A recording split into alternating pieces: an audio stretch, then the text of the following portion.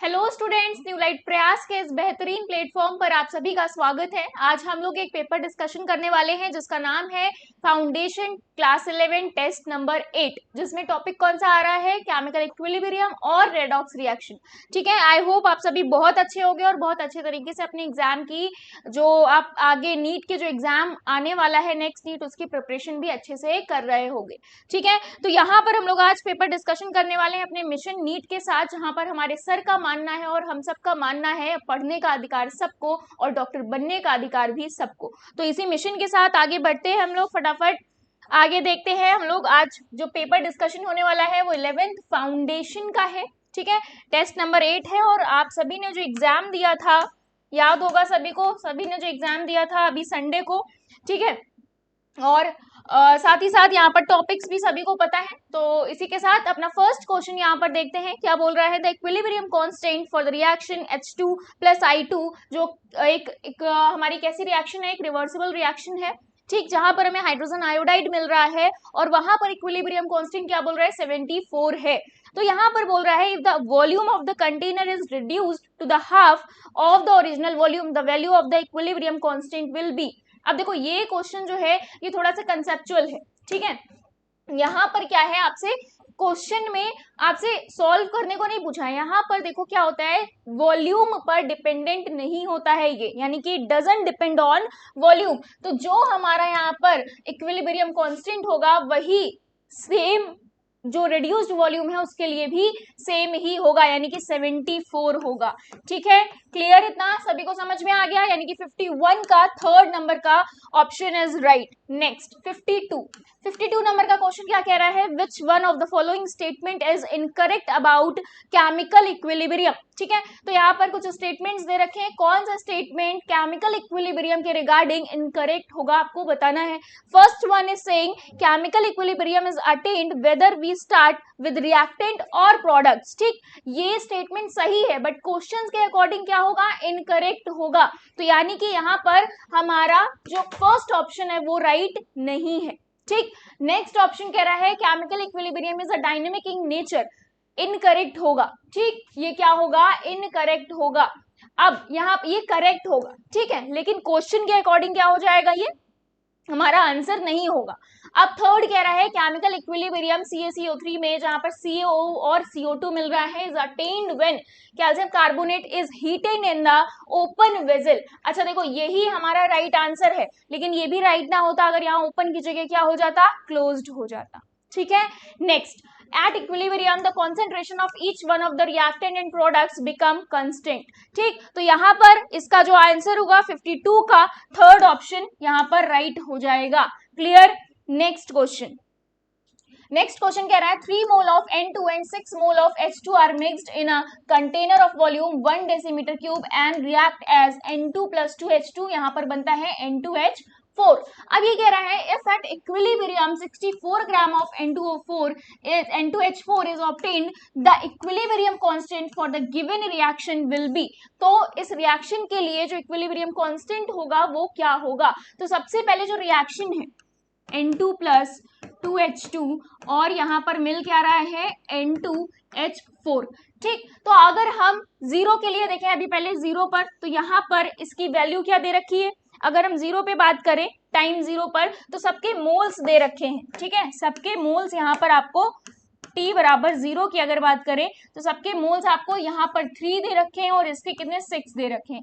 तो ये कितना हो जाएगा, इसके x मान लेते हैं। ठीक, लेट्स इसको हम क्या मान लेते हैं, 0 मान लेते हैं। ठीक, अब देखो एट इक्विलिब्रियम पर क्या हो जाएगा, ये यहाँ पर वो x हो जाएगा फिर, यानी कि कुछ तो बना होगा। ठीक, ये x हो गया, तो ये कितने हो गए, यहाँ पर ये आपके हो जाएंगे 3 माइनस एक्स और ये क्या हो जाएगा 6 माइनस एक्स। ठीक, क्लियर, इतना समझ में आया। अब देखो इसी को सॉल्व करना है। अब x की वैल्यू आप यहाँ पर क्या रख दो, 2 रख दो। ठीक है, x की वैल्यू 2 रख दो। कैसे पता है x की वैल्यू, N2O4 जो है वो आपको क्या दे रखा है, 64 ग्राम दे रखा है, 64। तो 64 ये हो गया, अपॉन में इसका जब आप मास निकालोगे तो 32 आ जाएगा। तो यहाँ पर 2 मोल आपको पता चल जाएंगे। ये 2 मोल अगर आप यहाँ रखोगे तो इसके कितने आ जाएंगे 1 और इसके कितने आ जाएंगे 4। ठीक, 1 और 4 इसके हमें यहाँ पर मिल जाएंगे। इसके कितने मिल जाएंगे? 2। ठीक, क्लियर? यहां तक की चीजें सभी को। अच्छा, अब देखो इसके लिए भी क्या हो जाएगा, ये तो 2 है, अभी अभी आपने यहाँ पर फाइंड आउट किया है। अब इसके बाद केसी अगर आपको निकालना है, आपको सबके मोल पता है, केसी निकालोगे किस तरह से यहाँ पर हो जाएगा, केसी का फॉर्मूला आप सब पढ़ चुके हो, क्या हो जाएगा, ऊपर आ जाएगा 2, ठीक, अपॉन N2O4 हो गया, इधर क्या हो गया, ये N2 आ गया 1 और ये आ गया 2, ठीक, तो 2/4 यानी कि 1/2, तो 1/2 इज 0.5, यही आ गई केसी की वैल्यू। अब केसी की वैल्यू 0.5 देखो कहां पर है, थर्ड ऑप्शन में है, यानी कि third option is right option. Clear? चलो नेक्स्ट क्वेश्चन की तरफ बढ़ा जाए, जल्दी से नेक्स्ट क्वेश्चन देखो क्या कह रहा है। देखो 54 नंबर का क्वेश्चन कह रहा है, कंसीडर द फॉलोइंग इक्विलिब्रियम। अब यहां पर आपको K1 दे रखा है, देखो ये क्या है, K1 है, और ये क्या है, K2 है। अब ये कह रहा है K1 और K2 के बीच में रिलेशनशिप बताओ। K1 आप किस तरह से निकालते आए हो और K2 किस तरह से निकालते आए हो, जल्दी से मेंशन करो। K1 और K2 आपने किस तरह से निकाला है, जल्दी से बताओ यहाँ पर फटाफट। देखो K1 के लिए क्या हो जाएगा, SO3, ठीक, अपॉन में क्या हो जाएगा, SO2 और हाफ O2, यानी कि O2 है तो यहाँ पर ये हाफ हो जाएगा। K2 की अगर आप बात करोगे तो K2 के लिए क्या हो जाएगा, SO3 2 और ये कितना आ जाएगा नीचे, SO2 2 और O2, ठीक। अब देखो इसके और इसके बीच में रिलेशनशिप निकालना है, तो यहां पर क्या करोगे, इसको स्क्वायर कर दोगे, इसका स्क्वायर करके क्या करोगे, जो K1 है K1 का आप स्क्वायर कर दो, ठीक, और फिर K1 और K2 को क्या करो, मल्टीप्लाई कर दो, ये स्क्वायर हो गया ना, फिर इन दोनों को क्या करो, मल्टीप्लाई कर दो, ठीक है। जब आप इसे मल्टीप्लाई करोगे तो आपको K1 और K2 के बीच में एक रिलेशनशिप एस्टेब्लिश्ड होता दिखाई दे रहा होगा, ठीक है। तो वहां पर जो रिलेशनशिप बनकर आएगा वो आ जाएगा K1 square is equals to 1 upon K2, इस तरह से आएगा, ठीक है, इस तरह से आएगा। यहां पर लिख देते हैं, क्या आ जाएगा, K1 is equals to square 1 upon यहाँ पर K2, तो स्क्वायर हटाओगे यहाँ पर रूट आ जाएगा, तो यही हमारा जो रिलेशनशिप होगा वो सही होगा, ठीक है, वही आंसर सही होगा। तो यहाँ पर सेकंड ऑप्शन इस हिसाब से राइट ऑप्शन हो जाएगा। क्लियर है, second option will be the right option. Next 55 number का क्वेश्चन कह रहा है 4 moles of A are mixed with 4 moles of B when 2 moles of C are formed at equilibrium according to the reaction। यहाँ पर A plus B से C plus D, the equilibrium constant is, तो यहाँ पर equilibrium constant क्या हो जाएगा, जल्दी से बताओ। आपने अभी अभी देखा A plus B और यहाँ पर क्या बन रहा है, C plus D, तो यहाँ पर मोल्स ऑलरेडी दे रखे हैं, इसके 4 दे रखे हैं, C के कितने बन रहे हैं, यहाँ पर C के आप सभी को पता है, यहाँ पर अभी स्टार्टिंग में तो 0 0 है, ठीक। अब एट इक्विलिब्रियम क्या हो जाएगा, एट इक्विलिब्रियम दोनों यहाँ पर क्या हो जाएंगे, 4 माइनस एक्स हो जाएगा, ये माइनस एक्स क्योंकि ये x बन रहा होगा, यहाँ पर 4 माइनस एक्स, ये 4 माइनस एक्स हो जाएगा, ठीक, इतना समझ में आया। फिर उसके बाद यहाँ पर क्या हो जाएगा, number of mole of C आप सभी को पता है क्या है, 2 है। Number of mole of C कितने दे रखे हैं, number of moles of C is 2, ठीक, ऑलरेडी गिवन है, ये इतना गिवन है। अब देखो यहाँ पर 4 माइनस एक्स आप सभी को पता है, ये आ गया 2, ठीक, यहाँ पर x की वैल्यू रख दी गई है, इससे आया है। सेम इसी तरह 4 माइनस एक्स दूसरे वाले के लिए क्या हो जाएगा, 2 हो जाएगा, ये दोनों 2 2 हो जाएगा। तो यहाँ पर जब आप लास्ट में केसी की वैल्यू काउंट कर रहे होगे, केसी को काउंट कर रहे होगे, तो क्या बनेगा, केसी निकालो, इसके लिए C और D ऊपर आ जाएगा, ठीक है, C D अपॉन में A और B, ठीक, कितना आया है, ये 2 और 2 आया है, ठीक है, तो 2 2 नीचे भी 2 निकल कर आया है, ठीक, तो ये कितना हो गया, 4/4 यानी कि 1। तो केसी की वैल्यू क्या आ गई, यहाँ पर केसी की वैल्यू आ गई 1, ठीक है, तो 1 यहाँ पर राइट आंसर हो जाएगा, बाकी के ऑप्शंस क्या हो जाएंगे, गलत हो जाएंगे। डन, समझ में आ गया यहाँ तक। नेक्स्ट क्वेश्चन 56 नंबर का क्वेश्चन देखिए क्या कह रहा है, XY2 डिसोसिएट एज XY2 और XY और Y में ये डिसोसिएट हो जाता है। अब इसके बाद ये बोल रहा है initial pressure of XY2 is 600 mmHg, the total pressure at equilibrium is 800 mmHg, assuming volume of system to remain constant the value of Kp is। तो Kp की वैल्यू आपको यहाँ पर फाइंड करनी है। देखो एक इक्वेशन यहाँ पर बन जाएगी 600 plus x is equals to 800, तो यहाँ पर जो आंसर आएगा वो आपका 200 आया अभी, ठीक। x की वैल्यू हमें क्या पता चल गई, 200 पता चल गई। तो Kp कैसे फाइंड आउट कर लोगे, Kp के लिए क्या आ जाएगा यहाँ पर, Kp फाइंड आउट करोगे तो ये हो जाएगा 200 अपॉन में आ जाएगा 400, ठीक। इतना समझ में आया सभी को, क्लियर है। तो ये हो जाएगा आपका Kp की जो वैल्यू आएगी वो आ जाएगी आपकी 100। क्या आ जाएगी Kp की वैल्यू, जब आप इसे सॉल्व करोगे तो ये 100 बन जाएगी। इट मींस ऑप्शन नंबर 2 यहाँ पर राइट हो जाएगा, ठीक है, क्लियर। नेक्स्ट 57 नंबर का क्वेश्चन कह रहा है an acid have pH equal to 5.3, what is the H plus concentration for this acid. तो इसके लिए H प्लस कॉन्सेंट्रेशन क्या हो जाएगी, तो H प्लस आप सभी को पता है is equals to antilog, ठीक। किसके यहाँ पर हो जाएगा एंटी लॉग, आप वैल्यू लिख दो, माइनस pH है तो pH की वैल्यू आपको ऑलरेडी दे रखी, क्या दे रखी है 5.3 दे रखी है, रख दो यहाँ पर 5.3, ठीक। माइनस में सॉल्व करोगे इसे तो क्या बन जाएगा, जब आप सॉल्व करोगे तो यहाँ पर वैल्यू आ जाएगी 5.3 इंटू 10 टू द पावर -6, ठीक, क्लियर। तो यहाँ पर आंसर हो जाएगा फर्स्ट ऑप्शन, बाकी के ऑप्शन गलत हो जाएंगे। डन। नेक्स्ट 58 नंबर का question, what is the unit of Kc for the reaction. यहाँ पर रिएक्शन दे रखी है जिसमें अमोनिया का प्रोडक्शन हो रहा है, अमोनिया बन रहा है एज अ प्रोडक्ट। तो पूछ रहे Kc की यूनिट क्या होगी, Kc की यहाँ पर यूनिट क्या होगी। तो Kc की यहाँ पर जो यूनिट होगी बच्चों वो होगी थर्ड ऑप्शन, मोल -2L2, ठीक। ये गलत हो जाएगा, third option is right option. Next 59 number का क्वेश्चन कह रहा है accepting the definition that N acid is a proton donor the acid in the following reaction is. तो यहाँ पर ये जो रिएक्शन हो रही है इसमें H2O जो होगा एज अ प्रोटॉन डोनर काम करेगा, एज अ प्रोटॉन डोनर काम करेगा। ये अमोनिया को अपना एक H+ देगा, ठीक। अब अमोनिया को H+ देगा तो इसीलिए इस डेफिनेशन के अकॉर्डिंग जो प्रोटॉन डोनर होगा इस रिएक्शन में वो H2O होगा। तो यहाँ पर आंसर हो जाएगा option number 1, option number 1 is right, ठीक है, क्लियर। चलो नेक्स्ट 60 नंबर का क्वेश्चन देखो क्या कह रहा है, equimolar solutions of the following were prepared in the water separately, which one of the solution will record the highest pH। तो यहाँ पर इक्विमोलर सॉल्यूशंस तैयार किए गए हैं, ठीक है, वाटर के साथ सेपरेटली।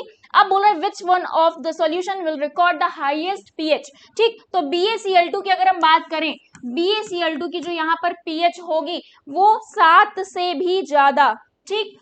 यही हमारा आंसर भी लग रहा है। चलो आगे देख लेते हैं, मैग्नीशियम क्लोराइड की अगर बात करोगे तो ये 7 से क्या हो जाएगी, यहाँ पर 7 से कम। अब बचे यहाँ पर स्ट्रोंसियम क्लोराइड और कैल्शियम क्लोराइड। स्ट्रोंसियम और कैल्शियम की अगर हम बात करें तो इसके जो यहाँ पर पीएच होगी वो क्या हो जाएगी, =7 हो जाएगी। इक्विमोलर की बात हो रही है, ठीक है। तो यहाँ पर जो आंसर होगा first option is right option, बाकी के ऑप्शन गलत हो जाएंगे। डन।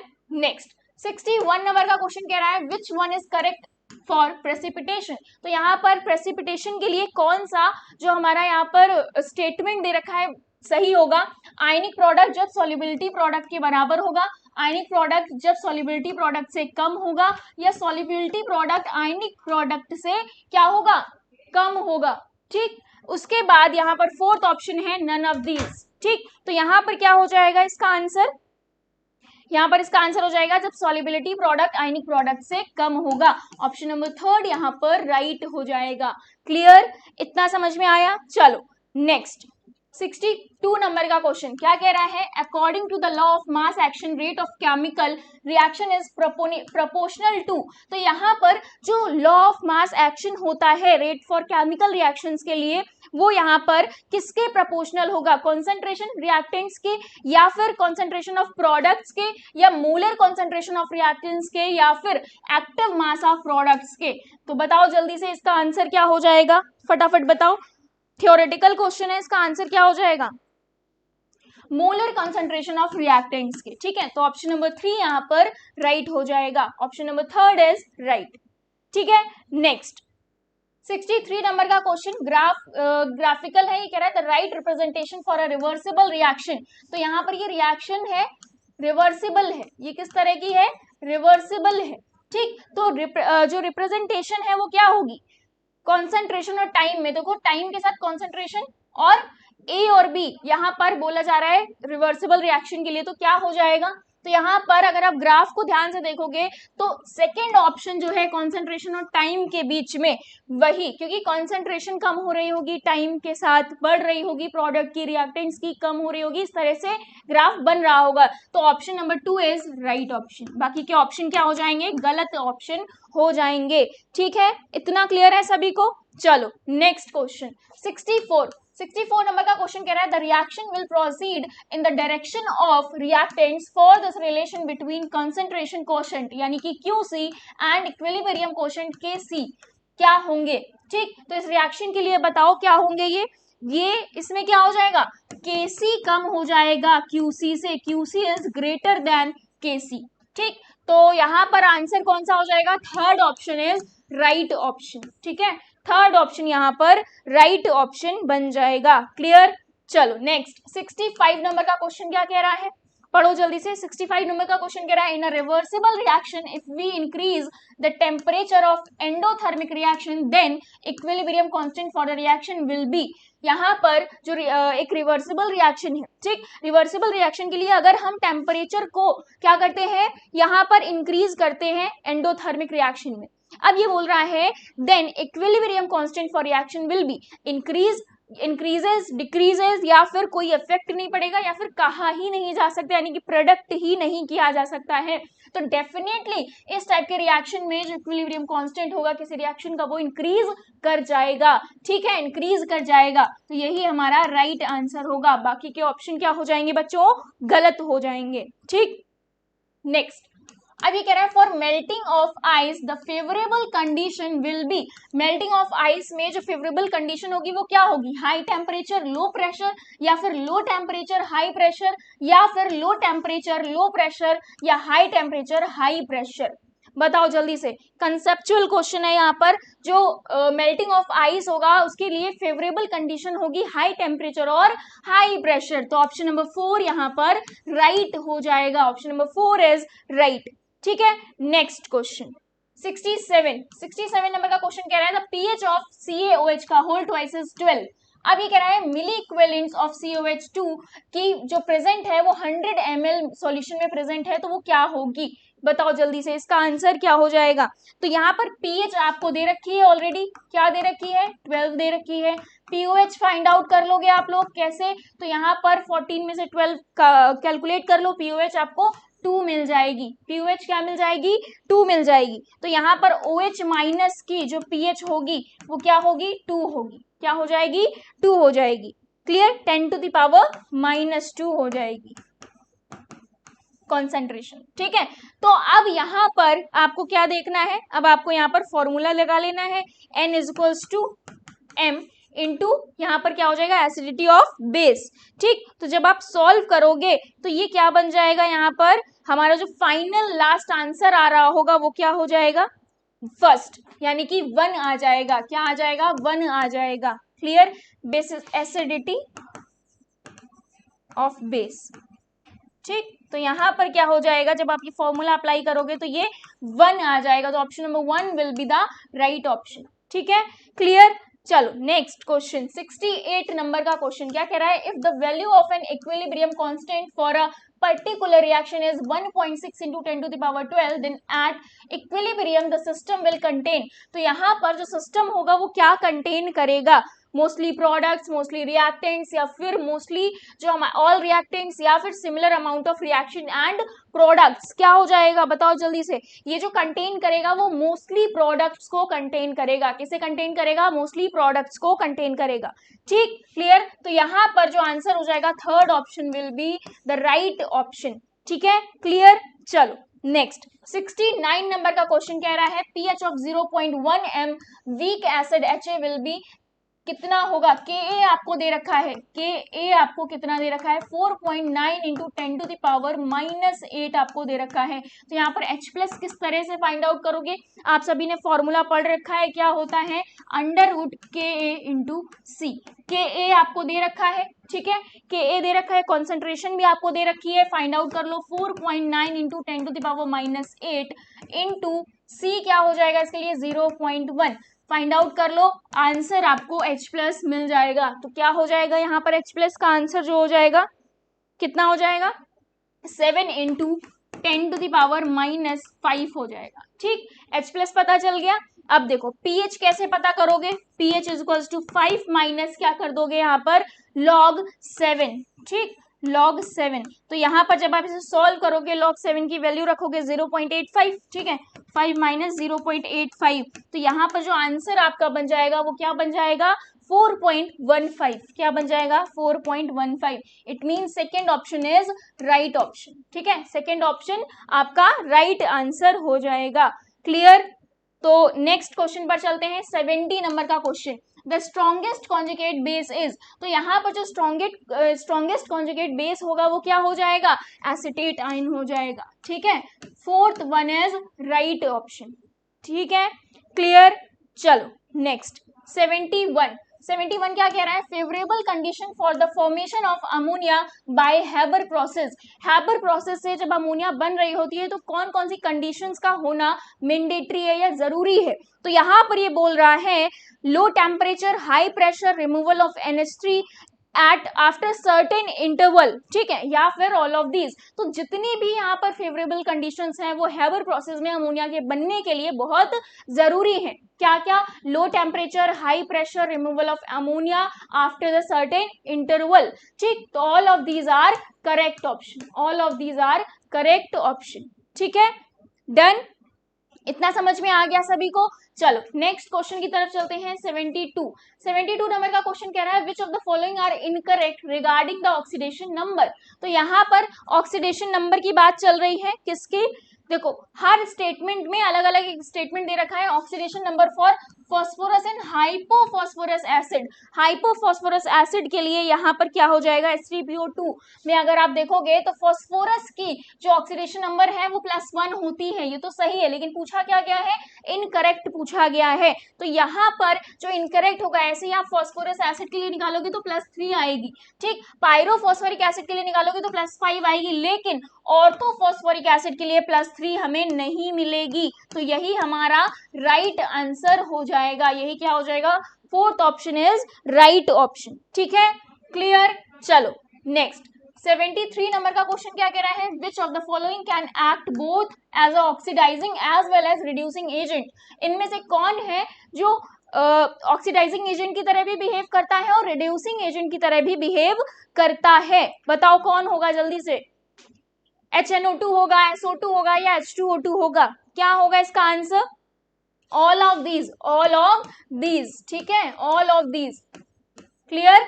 नेक्स्ट 74 नंबर का क्वेश्चन कह रहा था oxidation number of S in Na2S4O6। तो यहाँ पर सल्फर का ऑक्सीडेशन नंबर आपको बताना है। तो यहाँ पर ऑप्शंस दे रखे हैं, 2 होगा, या फिर सेकेंड में कह रहा है +2 इन +3 होगा, यानी कि 2 सल्फर का जो ऑक्सीडेशन नंबर होगा वो +2 होगा और अदर 2 जो है उनका +3 होगा। सेकेंड कह रहा है +2 और +3 होगा, या फिर 5 और 0 होगा। तो यहाँ पर स्ट्रक्चर बनाकर देख लेते हैं। तो क्या हो जाएगा? 4 यहाँ पर सल्फर अटैच हो जाएंगे, यहाँ पर डबली बॉन्डेड ऑक्सीजन अटैच हो जाएंगे। ठीक, क्लियर। तो यहाँ पर क्लियर है। अब देखो यहाँ पर अगर आप काउंट करोगे -1 +1 और यहाँ पर भी इतना ही आ जाएगा, तो ये +5 बन जाएगा। ठीक, ये 0 हो जाएंगे, ये भी +5 हो जाएगा। तो यानी कि 2 सल्फर पर +5 है और बाकी के 2 सल्फर पर 0 ऑक्सीडेशन नंबर होगा। It means fourth option is right option. Fourth option क्या हो जाएगा? राइट ऑप्शन हो जाएगा रिगार्डिंग दिस क्वेश्चन। ठीक है, समझ में आया इतना सभी को? चलो नेक्स्ट क्वेश्चन की बात किया जाए। नेक्स्ट क्वेश्चन 75 नंबर का क्वेश्चन क्या कह रहा है? In CrO5 the number of oxygen atom whose oxidation number is -1। तो यानी कि इनमें से ये जो CrO5 दे रखा है, इनमें ऑक्सीजन एटम, ऐसे कितने ऑक्सीजन एटम होंगे जिनमें ऑक्सीडेशन नंबर -1 होगा? देखो इसका स्ट्रक्चर देखते हैं यहां पर। ठीक है, अब देखो ये जो 4 होंगे यहाँ पर ऑक्सीजन, जिनका ऑक्सीडेशन नंबर क्या होगा? -1 होगा। तो 4 ऑक्सीजन एटम ऐसे हैं जिनका ऑक्सीडेशन नंबर क्या हो जाएगा? -1 हो जाएगा।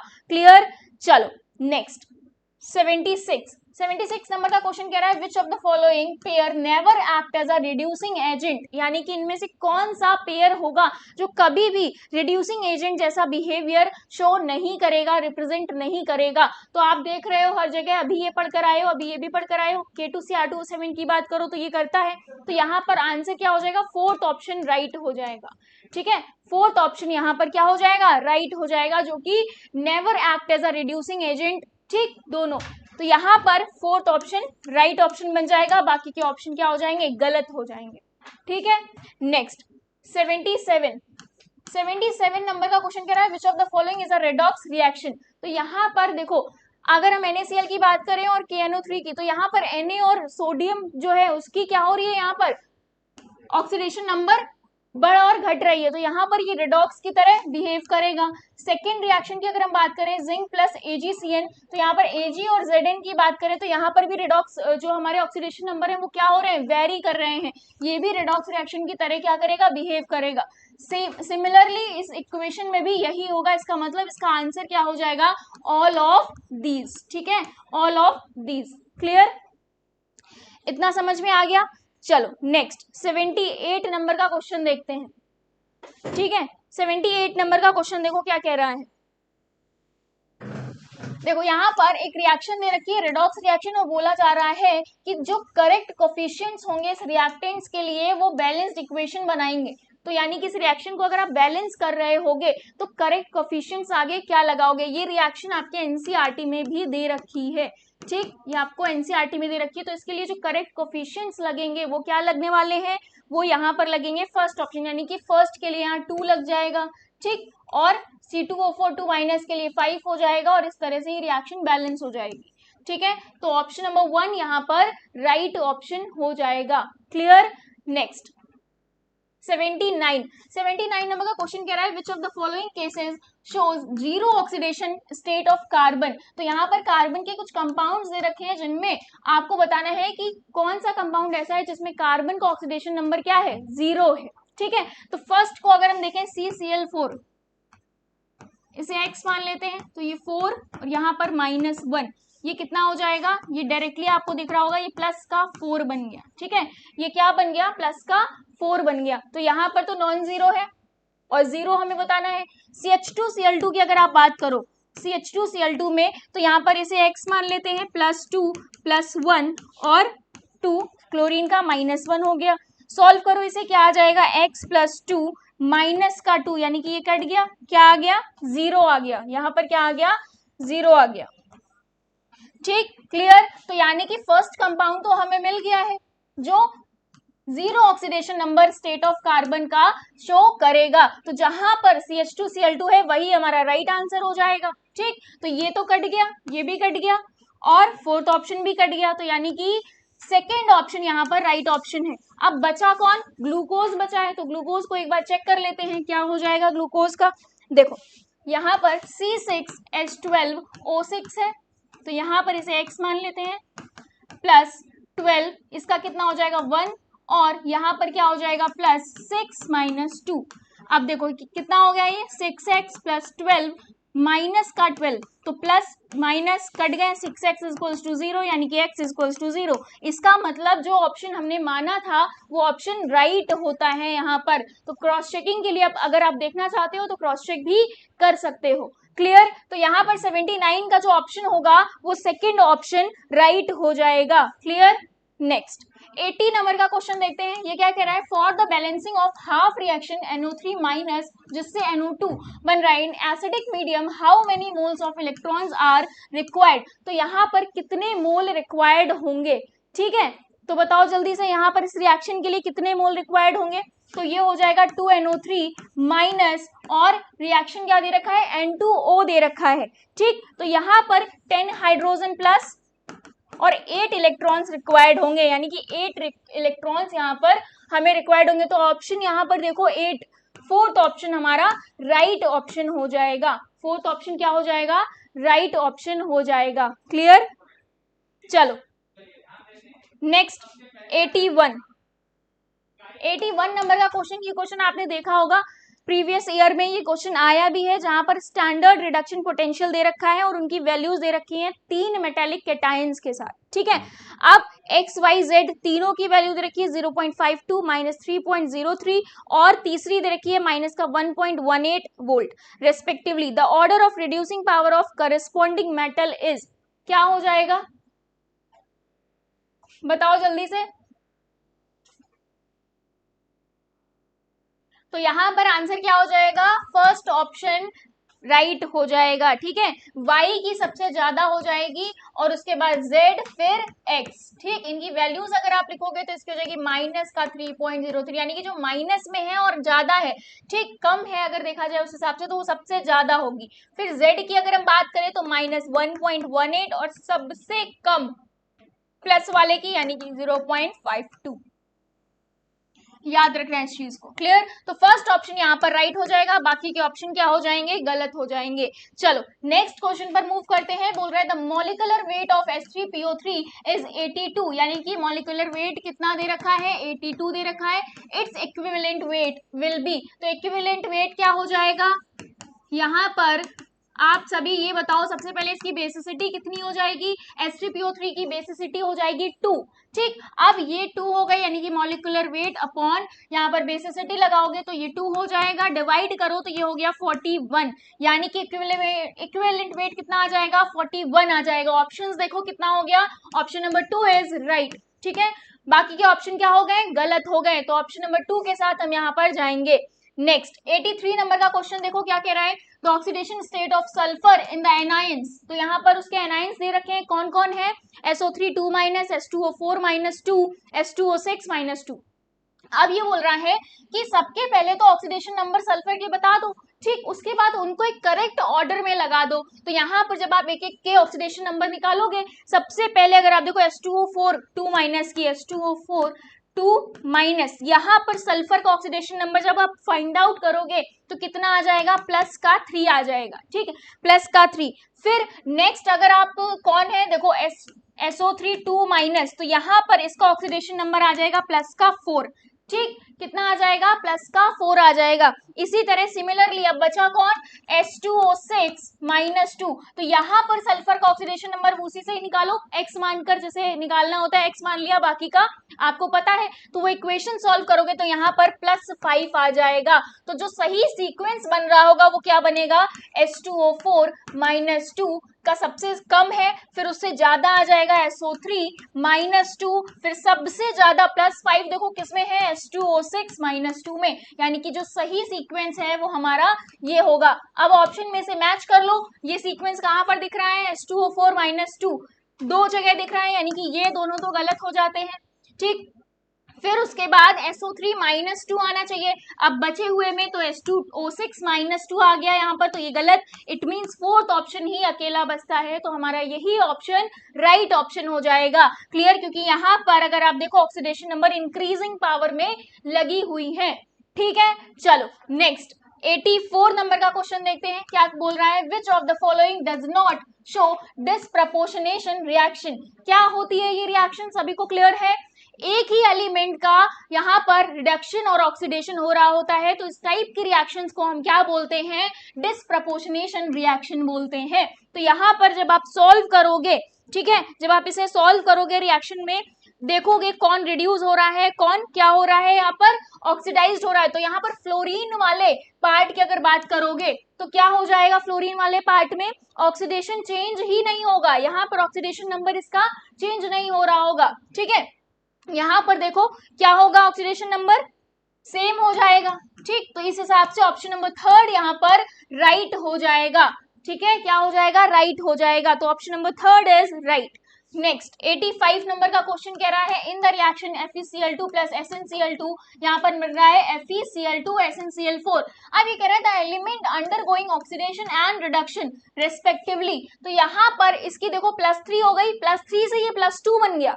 FeCl3 था ना, FeCl3 FeCl2 में कन्वर्ट हुआ तो आयरन की ऑक्सीडेशन स्टेट क्या हुई, यहाँ पर +3 थी, यहाँ पर +2 हो गई।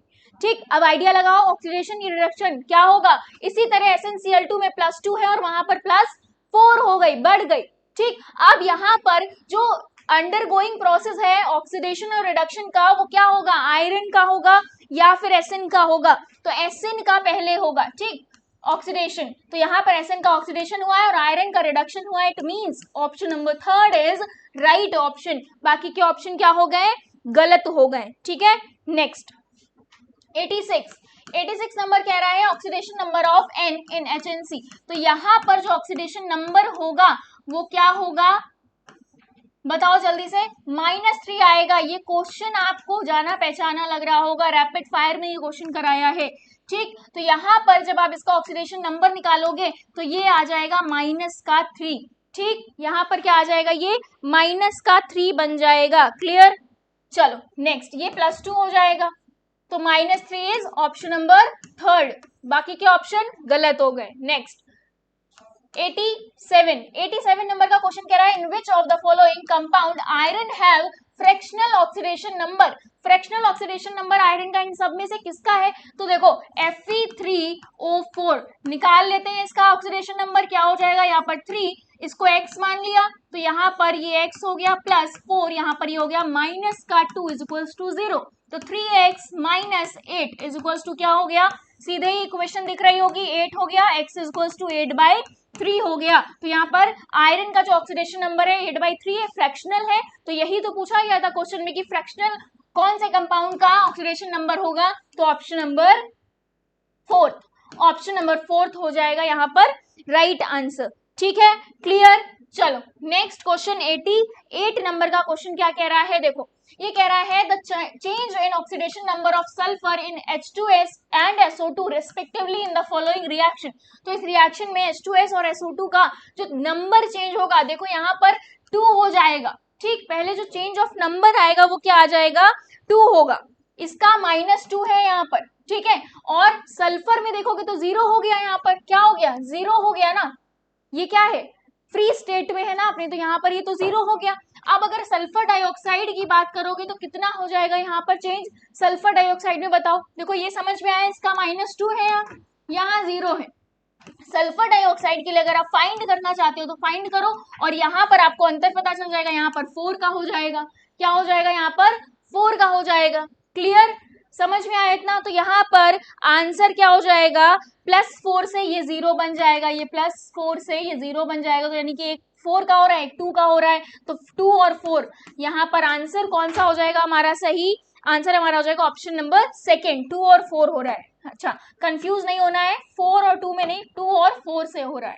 ठीक, option number second is right option. ठीक है, सेकेंड ऑप्शन यहाँ पर राइट ऑप्शन हो जाएगा।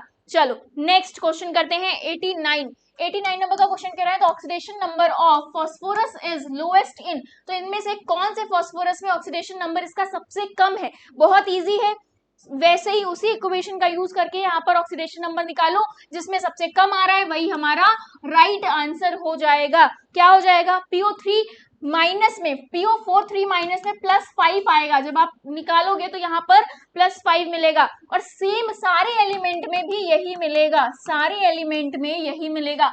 बचा H3PO3 में ही लोएस्ट भी होगा और यहाँ पर डिफरेंट भी होगा, क्या होगा, +3 होगा। बाकी के आंसर्स, बाकी के ऑप्शन क्या हो गए, गलत हो गए। डन।